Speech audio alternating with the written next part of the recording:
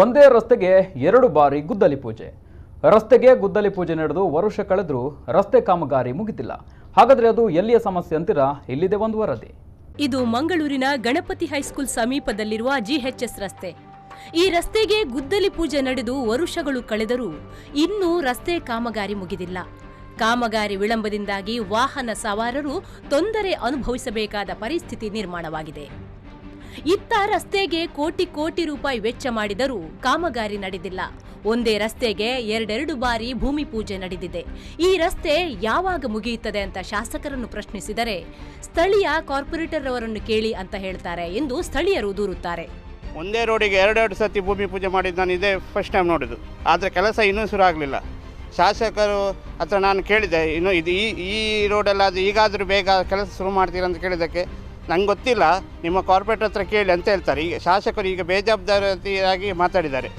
ಮತ್ತು ಒಂದು ವಿಷಯ ಅಂದರೆ ಅವರು ಯಾತಕ್ಕಾಗಿ ಈಗ ಮಾಡ್ತಾರೆ ಅಂತ ಗೊತ್ತಿಲ್ಲ. ಇದು ಈ ವಟಾರ ದೇವಸ್ಥಾನ ಇರೋ ವಟಾರ, ಅದಕ್ಕಾಗಿ ಅವರು ಈಗ ಮಾಡ್ತಾರೆ ಗೊತ್ತಿಲ್ಲ. ಅಂದರೆ 2 ಕಡೆಯ ಮಾರ್ಗವನ್ನು ಏಕಮುಖ ರಸ್ತೆಯನ್ನಾಗಿ ಮಾಡಲಾಗಿದೆ. ಇದರಿಂದಾಗಿ ವಾಹನ ಸವಾರರು ಹಾಗೂ ಶಾಲಾ ಮಕ್ಕಳಿಗೂ ತೊಂದರೆ ಆಗುತ್ತಿದೆ. ಮಹಾನಗರ ಪಾಲಿಕೆಯ ಗಮನ ಸೆಳೆದರೂ ಪ್ರಯೋಜನವಾಗಿಲ್ಲ. ರಸ್ತೆ ಅಭಿವೃದ್ಧಿಗಾಗಿ ಶಾಲಾ ಜಾಗವನ್ನು ರಸ್ತೆಗೆ ಬಿಟ್ಟುಕೊಡಲಾಗಿದೆ. ಆದರೆ ಕಾಮಗಾರಿ ಮಾತ್ರ ಇನ್ನೂ ಮುಗಿದಿಲ್ಲ ಎಂದು ಗಣಪತಿ ಹೈಸ್ಕೂಲ್ನ ಪ್ರಾಚಾರ್ಯ ರತ್ನಾಕರ್ ಬನ್ನಂಡಿ ಹೇಳುತ್ತಿದ್ದಾರೆ. ಇಲ್ಲಿ ಶಿಲಾನ್ಯಾಸ ಮಾಡಿದ್ರು, ಒಂದು ದೊಡ್ಡ ಬೋರ್ಡ್ ಹಾಕಿ ಶಿಲಾನ್ಯಾಸ ಮಾಡಿದ್ರು. ಮತ್ತೆ ಆ ಬೋರ್ಡನ್ನೇ ಎತ್ಕೊಂಡು ಹೋದ್ರು. ಮತ್ತೆ ಅಲ್ಲಿ ಶಿಲಾನ್ಯಾಸ ಮಾಡಿದ ಆ ಕಲ್ಲನ್ನೇ ಕೂಡ ಎತ್ಕೊಂಡು ಹೋಗಿದ್ರು.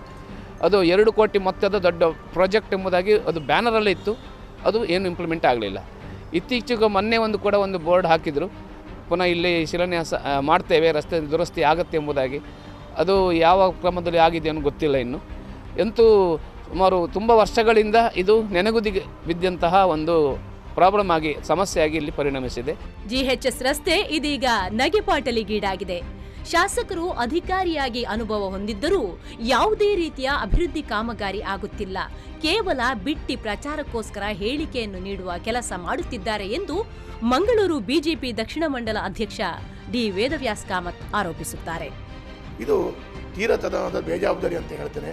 ಮಂಗಳೂರು ಮುಂದಿನ ದಿನಗಳಲ್ಲಿ ಸ್ಮಾರ್ಟ್ ಸಿಟಿ ಆಗಬೇಕಾಗಿದೆ. ಸ್ಮಾರ್ಟ್ ಸಿಟಿಗೆ ಯಾವ ರೀತಿಯಲ್ಲಿ ಮಂಗಳೂರನ್ನು ನಾವು ಸಜ್ಜುಗೊಳಿಸಬೇಕಾದ ಜವಾಬ್ದಾರಿ ಶಾಸಕರಿಗೆ ಮತ್ತು ಮಹಾನಗರ ಪಾಲಿಕೆಗಿದೆ. ನನಗೆ ಕಾಣ್ತದೆ ಅವರು ತೀವ್ರ ರೀತಿಯಲ್ಲಿ ಆ ಒಂದು ವ್ಯವಸ್ಥೆಯಲ್ಲಿ ಸರಿಯಾಗಿ ಕೆಲಸವನ್ನು ಮಾಡ್ತಾ ಇಲ್ಲ ಅಂತ ಹೇಳಲಿಕ್ಕೆ ಒಂದು ಜಿಎಚ್ಎಸ್ ರಸ್ತೆ ಇದೆ ಅಂತ ನನಗೆ. ಪೊಲೀಸ್ ಡಿಪಾರ್ಟ್ಮೆಂಟ್ಗಳಿಂದ ಏನಾದರೂ ಒಂದು ಪರ್ಮಿಷನನ್ನು ಬರಲಿಲ್ಲ ಅಂತ ಹೇಳಿದ್ರೆ ಅದೆಲ್ಲ ಸಮರ್ಪಕವಾಗಿ ವ್ಯವಸ್ಥಿತವಾಗಿ ಮಾಡಿಕೊಂಡೇ ಗುದ್ದಲಿ ಪೂಜೆಯನ್ನು ಮಾಡಬೇಕಿತ್ತು ಅಂತೇಳಿ ನನ್ನ ಅನಿಸಿಕೆ.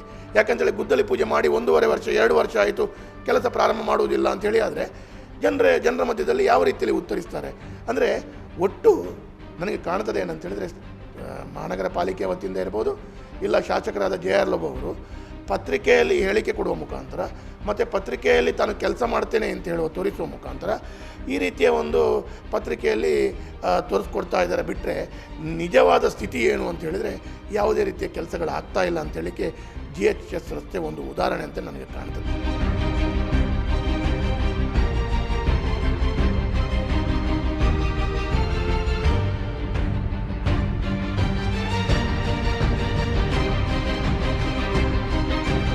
ಒಟ್ಟಿನಲ್ಲಿ ರಸ್ತೆಗೆ ಗುದ್ದಲಿ ಪೂಜೆ ನಡೆದು ವರುಷ ಕಳೆದರೂ ಕಾಮಗಾರಿ ಮಾತ್ರ ಮುಗಿದಿಲ್ಲ. ಸ್ಮಾರ್ಟ್ ಸಿಟಿಗೆ ಮಂಗಳೂರು ಆಯ್ಕೆಯಾಗಿ 250 ಕೋಟಿ ರೂಪಾಯಿ ಮೊದಲ ಕಂತಿನ ಅನುದಾನವು ಬಿಡುಗಡೆಯಾಗಿದೆ. ಆದರೆ ಆಗಬೇಕಾದ ಕಾಮಗಾರಿ ವೇಗ ಪಡೆದುಕೊಳ್ಳುತ್ತಿಲ್ಲ. ಇದಕ್ಕೆ ಸ್ಥಳೀಯ ಶಾಸಕ JR ಲೋಬೋರವರ ನಿರ್ಲಕ್ಷ್ಯ ಮತ್ತು ಸ್ವಹಿತಾಸಕ್ತಿಯೇ ಕಾರಣ ಎಂಬುದು ಮೇಲ್ನೋಟಕ್ಕೆ ಕಂಡುಬರುತ್ತಿರುವ ವಿಷಯವಾಗಿದೆ. News bureau, V four news, Mangaluru.